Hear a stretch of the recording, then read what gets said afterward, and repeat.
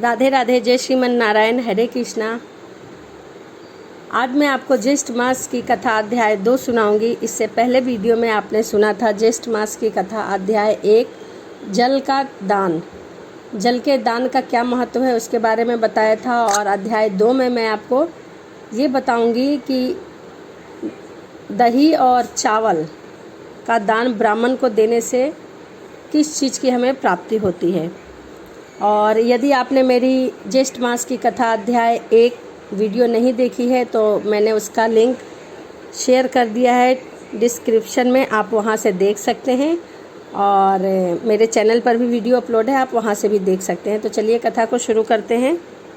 ज्येष्ठ मास की कथा सुनने से पहले प्रतिदिन प्रातःकाल स्नान करके ज्येष्ठ मास की कथा अवश्य सुने। स्कंद जी कहने लगे कि हे ऋषि, ज्येष्ठ मास में देवताओं की संतुष्टि के लिए नियमित प्रतिदिन ब्राह्मणों को दही और चावल का दान देना चाहिए। चावल और दही के दान की महिमा कहने में शिव जी भी असमर्थ है। फिर लोक के निश्चार्थ में कुछ कहता हूँ।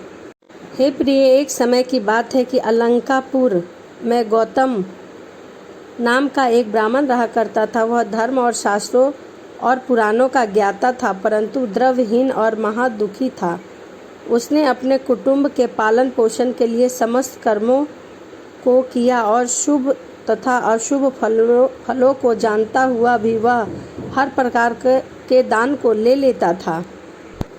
फिर चोरी का साथी होकर चोरी करने भी जीवित करता रहा, परंतु फिर भी जब उसे कुछ धन प्राप्त न हुआ तो वह दूसरे देश को चला गया।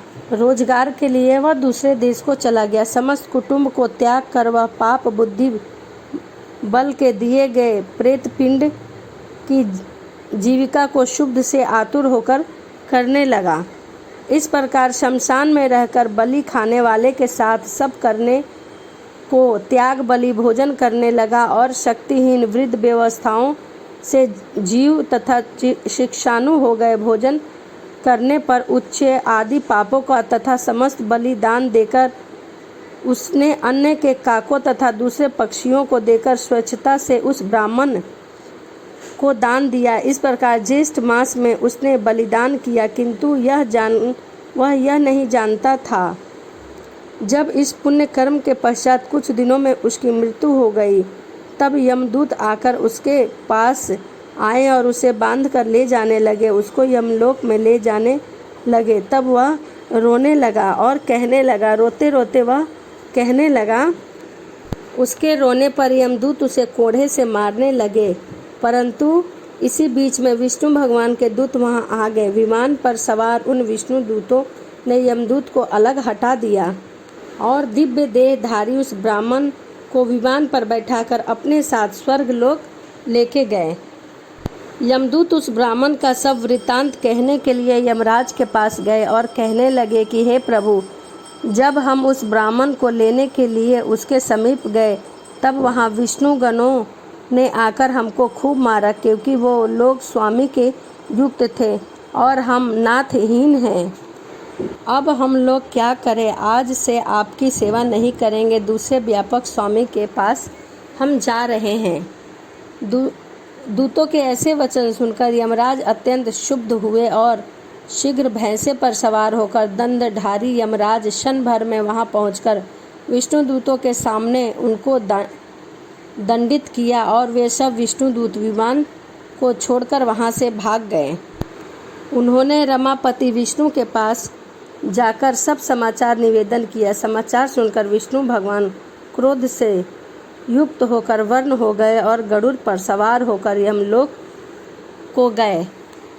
वहां उन्होंने इंद्र आदि सब देवताओं को साथ लेकर यमराज से युद्ध किया। तब देवता लोग यम दंड से अत्यंत पीटे जाने पर दसों दिशाओं से भाग गए। उस समय भगवान विष्णु क्रोधित होकर चक्र से यमराज का वध कर दिया और वध करने के पश्चात सब देवताओं ने ब्रह्मा जी को आगे रखकर भगवान विष्णु की स्तुति की। तब स्तुति से प्रसन्न होकर भगवान विष्णु ने यमराज को जीवित कर दिया। धर्मराज ने भी उस समय भगवान विष्णु को प्रणाम करके कहा कि हे भगवान, मेरे अपराध को क्षमा करिए, मुझे नहीं पता था कि वह ब्राह्मण आपका भक्त है और वह एक पुण्य आत्मा है। उसके पश्चात ब्रह्मा आदि सब देवता अपने अपने स्थान पर चले गए। तब अज्ञानवश उस ब्राह्मण ने दही और चावल का जो दान किया था वह भगवान उसके प्रभाव से प्रसन्न हुए और उसके प्रभाव का वर्णन किया। यह अज्ञातवश ज्येष्ठ मास में दही और चावल के दान का फल है। यदि यह जानकर श्रद्धा से दान किया जाए और भगवान विष्णु का पूजा किया जाए, अतः प्रत्येक उपाय से ज्येष्ठ मास में द्विज जातियों को प्रतिदिन दही और चावल का दान करना चाहिए तथा प्रतिदिन ब्राह्मणों के चरण धोकर सुगंधित चंदन से उनका पूजन करना चाहिए तथा चंदन का दान देना चाहिए और सुगंधित पुष्पमाला विधिवत प्रकार से पान और आम के पत्ता, लस्सी, शरबत आदि सत्कार करना चाहिए और स्वयं सुगंधित होकर पंखे से हवा करना चाहिए। ऐसा करने से मोक्ष की प्राप्ति होती है। हे ब्राह्मण, इस प्रकार जो ज्येष्ठ मास में स्नान, दान और पूजा आदि करते हैं वे लोग परम गति को प्राप्त होते हैं और भगवान विष्णु के शरण में जाते हैं। इति श्री ज्येष्ठ मास से महात्म ब्राह्मण मोक्ष प्रदान वर्णन द्वितीय अध्याय संपूर्ण। ज्येष्ठ मास की कथा अध्याय 2 यही समाप्त होता है। अगली वीडियो में मैं आपके लिए ज्येष्ठ मास की कथा अध्याय 3 लेके आऊँगी। तो चलिए इसी के साथ मिलते हैं अगली वीडियो में। राधे राधे, जय श्रीमन नारायण, हरे कृष्णा।